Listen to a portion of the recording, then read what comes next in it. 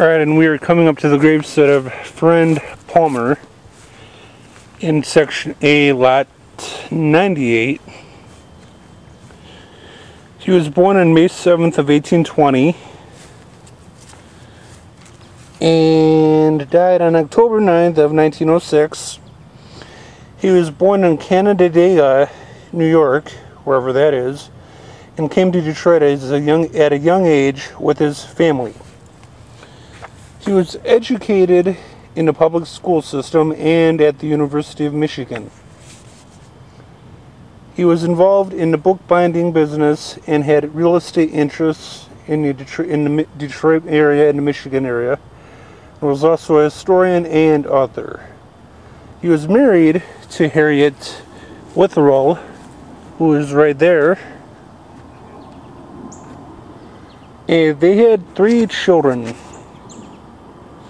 During the American Civil War, he was appointed the Assistant Quartermaster General for Michigan during the outbreak of the American Civil War, as mentioned. He held the position until 1866 when he became department head in 1871. Now, there's not much else information I have on him at the moment, but this is pretty much it. So that should do it, Alright, we are coming up to the gravesite of Henry Lawrence Chipman. He's in Section A, Lot 166 of Elmwood Cemetery. Born on February 1st of 1823 and dying on October 27th of 1910. He was born in Vermont and his family moved to Detroit when he was an infant. He was captain of the Detroit Light Guard Reserve in 1861. He entered service in the American Civil War as the captain of the 11th U.S. Infantry. Let's see here. On May 14th of 1861. He was eventually transferred to the 2nd Michigan Infantry soon after with the rank of lieutenant colonel. He saw combat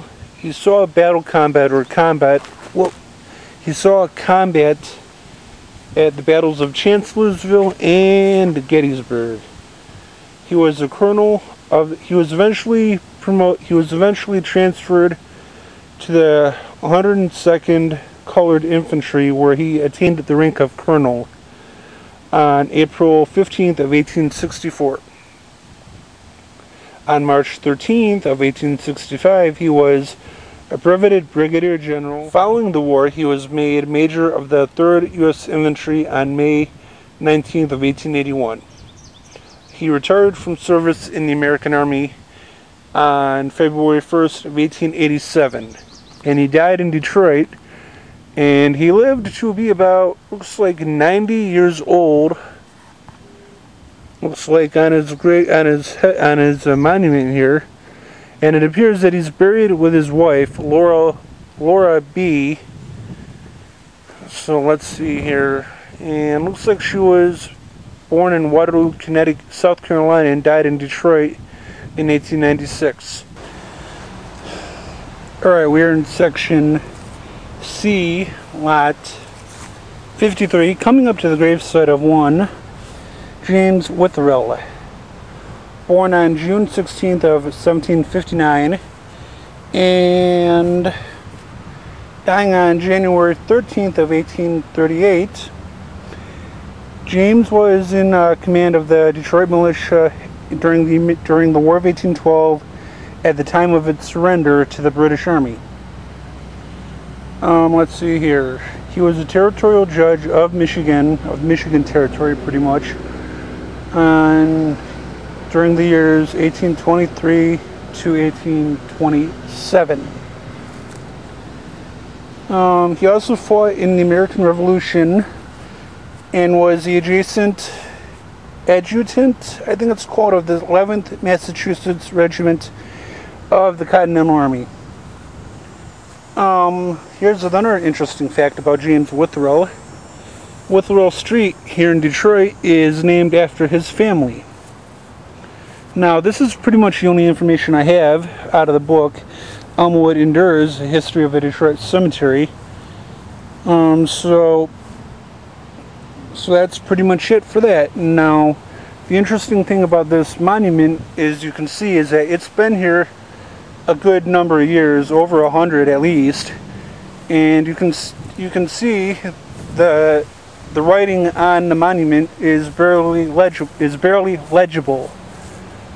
So it's been here over the years, and pretty much the weather here in the Michigan winters we have, and the various conditions in the summer and the fall, it pretty much caused a lot of wear and tear on the monument.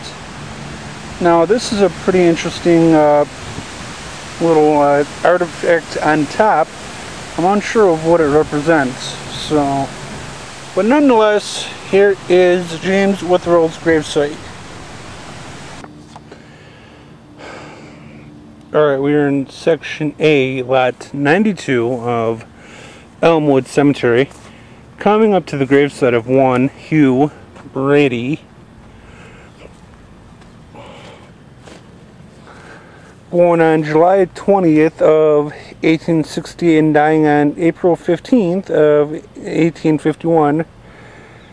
General Brady, Brevet Major General Brady, rather, was a general. He fought in the War of 1812 and the Black Hawk War. He founded the Brady Guards, which were the forerunners of the Detroit Light Guard in 1832. There's not much else information I have on Hugh Brady other than what I have in my literature, which is not much, as mentioned. But nonetheless, here's his gravesite. And I just took a few pictures of his gravesite with my digital camera a moment ago. So, and here's several markers of his. There's that one right there. There's this one right here. And there's this monument right here. Try to get a view of the whole thing here without going downhill. There we go. And that's that.